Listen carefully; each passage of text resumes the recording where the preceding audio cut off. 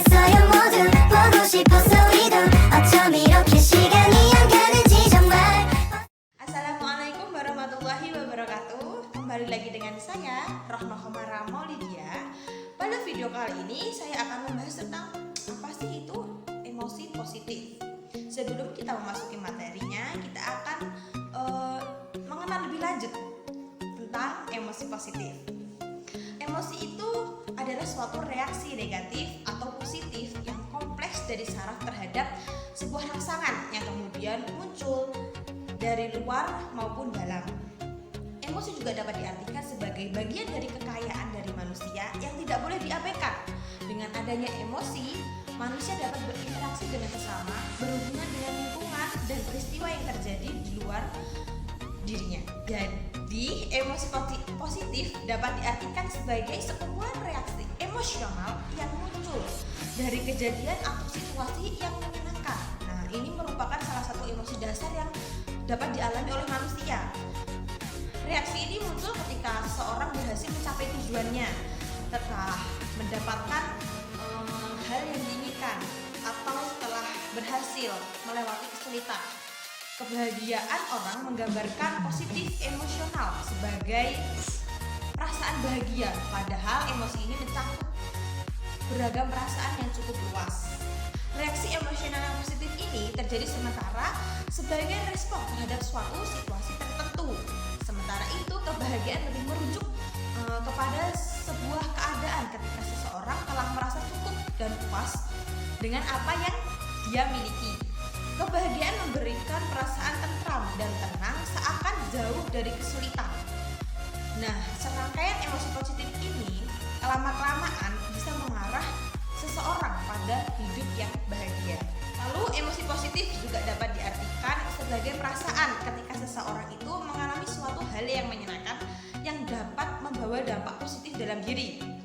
Menurut American Psychological Association, emosi positif adalah suatu reaksi emosional yang dirancang untuk mengekspresikan pengaruh positif.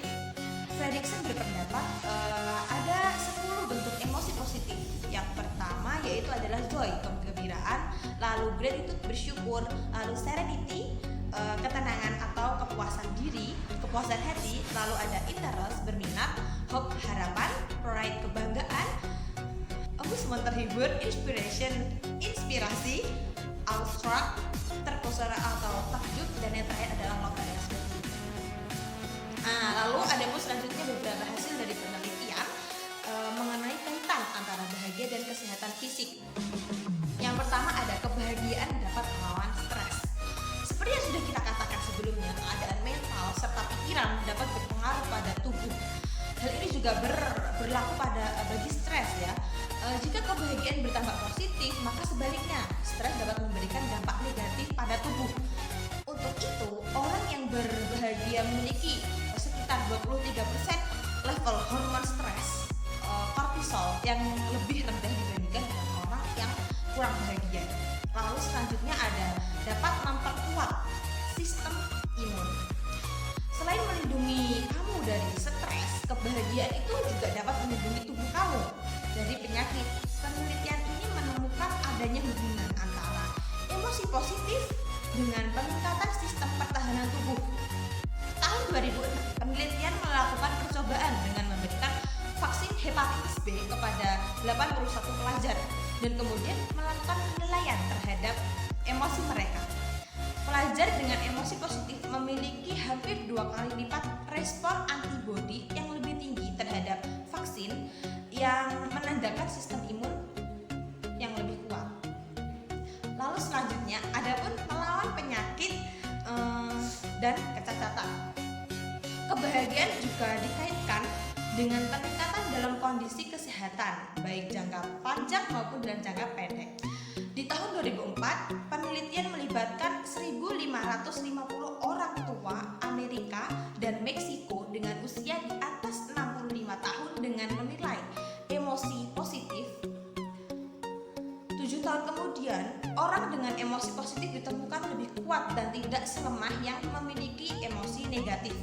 Orang yang lebih bahagia juga dapat pulih lebih cepat dari penyakit penyakitnya karena memiliki sistem imun yang lebih kuat. Adapun selanjutnya yaitu adalah mengurangi rasa sakit. Partisipasi penelitian menilai keadaan emosi dan fisik mereka selama 5 minggu dan penelitian menemukan bahwa orang-orang yang dengan emosi positif itu lebih tinggi menjadi lebih sehat selama masa penelitian dan memiliki kondisi yang lebih sehat di akhir penelitian dibandingkan dengan orang yang tidak memiliki emosi positif. Lalu selanjutnya ada kebahagiaan dan memperpanjang usia. Seringkali usia dijadikan sebuah patokan kesehatan, gaya hidup, dan kondisi tubuh yang sehat dapat memberikan usia yang panjang. Penelitian ini menemukan bahwa orang yang sering berbahagia memiliki kemungkinan 35% rendah untuk meninggal dalam waktu 5 tahun ke depan. Perbandingan panjang usia orang yang bahagia dan tidak bahagia setara dengan perbandingan panjang usia antara perokok dan non-perokok. Tetapi ada beberapa bukti yang menunjukkan bahwa hubungan antara kebahagiaan dan panjang umur ini tidak mencakup sakit. Ini cukup sekian materi yang bisa saya sampaikan. Semoga bermanfaat bagi teman-teman yang ada di rumah ya. Sekian saja. Wassalamualaikum warahmatullahi wabarakatuh.